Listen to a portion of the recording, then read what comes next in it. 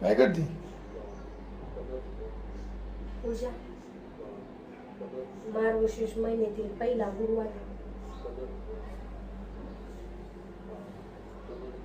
छान दिसतं ना तुमची. नाईस.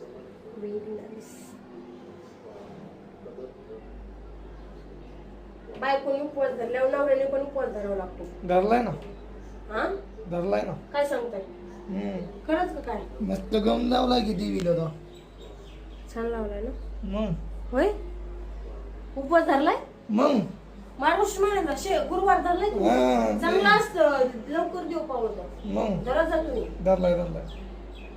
आता तर म्हणा तर शिरोपा कधी काहीतरी खायला असलं तर. नाही माझा उपवास आहे. खाऊ का जडा नुसतं.